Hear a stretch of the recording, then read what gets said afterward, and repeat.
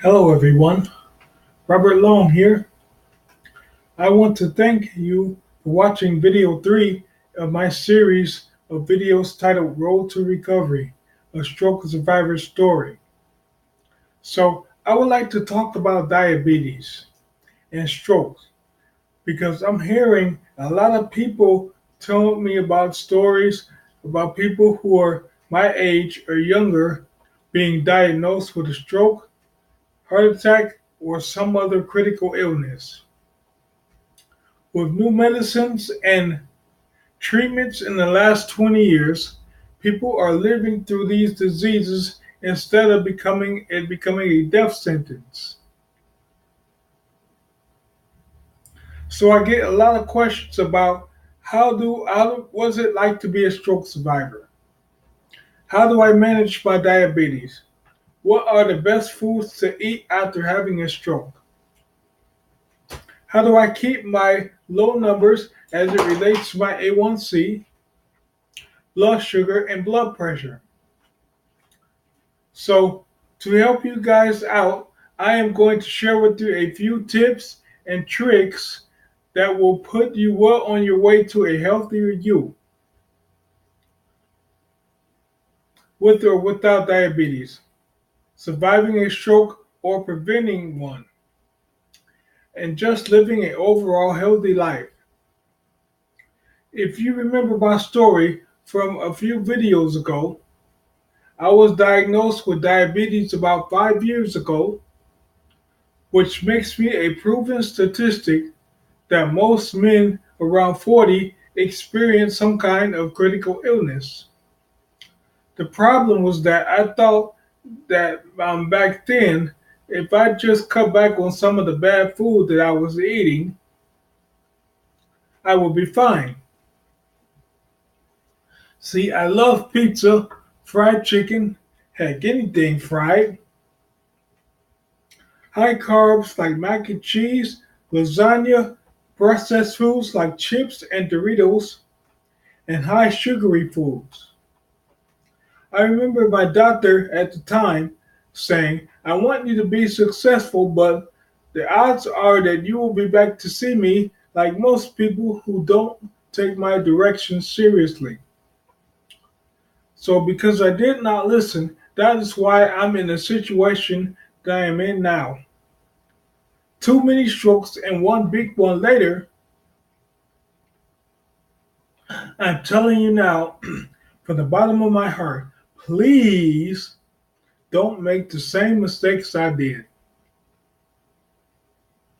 So one of the questions I get a lot is, what is an optimal blood pressure sugar level? Well, let me change that. What is an optional blood sugar level? According to the American Diabetes Association, 70 over 130 is good, and less than 180, 1 to 2 hours after a meal. To keep your blood sugar within this range, follow a healthy, well-rounded diet and eat meals and snacks on a consistent schedule. I plan on keeping my sugar level between 79 to 110. Last time I checked mine, it was 85. Another question I hear a lot is, what is an optimal blood pressure for you after a stroke? That answer varies because different factors will have an impact on your numbers. But the American Heart Association says being very close to 120 over 80 is good. When I wake up in the morning and I still haven't had any medicine and I'm relaxed, um, my blood pressure is around 147 over 82. After taking my blood pressure, after taking my blood pressure meds, my numbers go down to 116 over 74. Lastly, here is a question I get all the time: is what exercises are you doing to improve your health situation? I have been exercise, excuse me.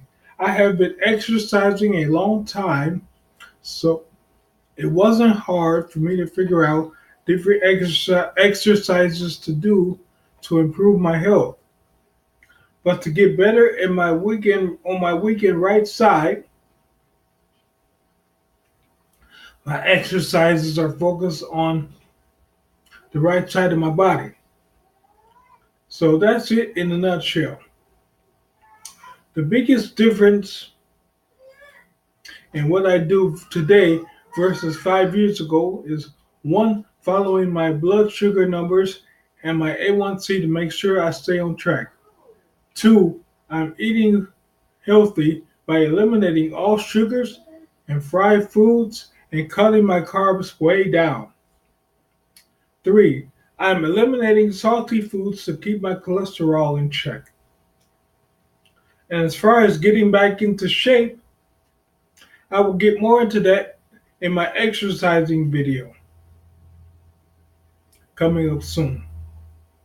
Well, that's the end of this video.